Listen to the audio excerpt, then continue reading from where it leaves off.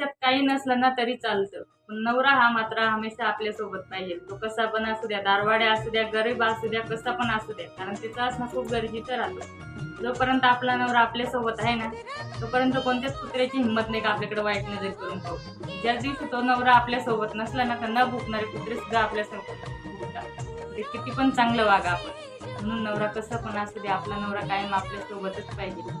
कारण नवरा गेल्यानंतर ना आधार कोणाचाच राहत नाही आपल्याला. आई-बाप कितीक दिवस पुरणार आहे आपल्याला. भाऊ, बहिणी कोणी कोणाचं नसतं. भाऊ कितीक दिवस, भाऊ आपला आहे म्हणून भाऊजाई आपली नसते.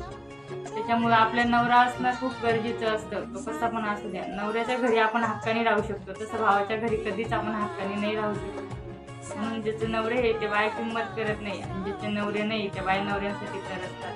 आणि नवरा कसा पण असू द्या, पण आपला नवरा आपल्यासाठी लई मोठं सोनं असतो. भलं बंगला नसला, गाडी नसली तरी चालते. नवरा हा कायम सोबत पाहिजे.